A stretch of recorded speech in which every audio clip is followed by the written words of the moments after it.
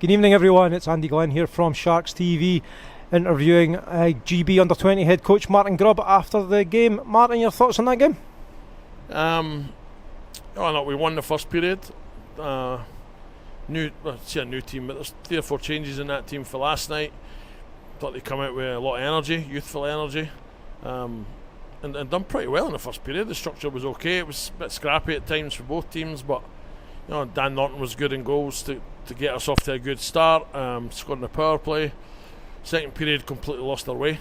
But I think, if I'm honest, I think the Sharks' pride was hurt because that had been, how dare that GB20s team take them to a shootout last night and then beat them in the first period tonight when it was maybe meant to be cannon fodder. But so clearly, whatever Ross and the coaches said there, it's worked for them because they've came out, played a better period, played simple, played physical, and kind of bullied the younger players, which is part of the game. They've got to understand and experience that, and we lost our way. And every time we made a mistake, we got punished. I don't think we were outplayed massively, but we were punished.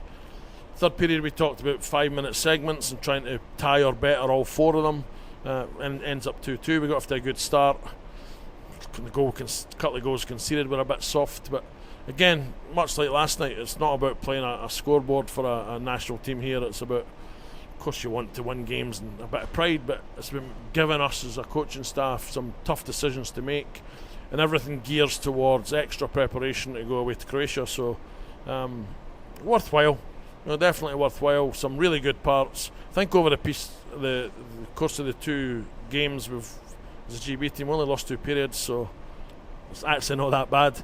And again, you're playing against a National League team that's a team that trains together constantly, obviously, as I know because I'm there every day or every week. But I think they should beat us with the experience. If you match the teams up, experience for experience, it's a tough one. But apart from losing their way in the middle period, I thought they did okay.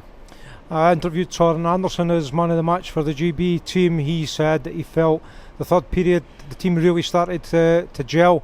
Coach Ross Murray took a time out, a good time. I think it was quite effective. Did you feel by that time that the team, because there'd been new guys brought in, do you think the third period was a team that was really starting to gel? I think they maybe matured. I don't know about maybe not quite gelling from a coaching point of view. It was better for sure. I think they matured a little bit because we asked for a response after a pretty negative second period, and they grew up a little bit. They realised they could physically compete and skate with the Sharks.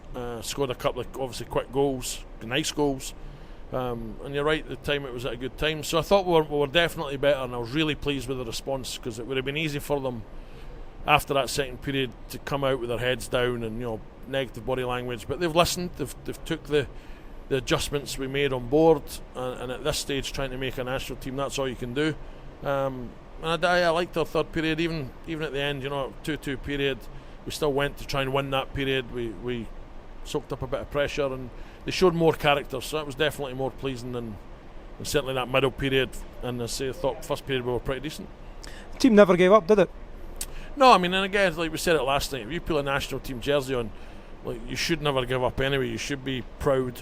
You should be able to, you go to the end, and we did. I said we asked them to show some character. We kind of grew up a little bit really quickly after a bad second period, and they did that. So credit to the boys. Every one of them over the weekends worked hard. I think it's clear for anybody that's seen the game that we've given the Sharks as a National League team a good workout, and it's valuable exercise for both teams. Some interesting stats that I kind of picked up from the game. Every penalty that GB took was over the 6 periods has somebody connected to the Sharks, which shows that just a bit of rivalry between the teams, I guess. And also the 3 goal scorers tonight all have links to the Sharks as well. You're kind of pleased with, take your GB hat off and put the Solway Sharks hat on. Your thoughts on that? Yeah, it's great. Like the young guys, we've played both, been able to represent their country and what at the moment is a home rink for them as a Shark. It proves that there's competition for places in our Sharks lineup because we've scored goals, and it was competitive. It was irrelevant to both sets of players if it was if it's a Solway player playing in a GB jersey against the Sharks team. They were going to compete for both sides. Bit of niggle, probably a wee bit of fun in there that maybe went over the line a few times. But from my point of view, it's good that way. What I would say is, for some of the physicality, for a Sharks point of view, they better do that again against Leeds as well, because it's all right doing that against a national team. 17, 18-year-old, 19-year-old boys.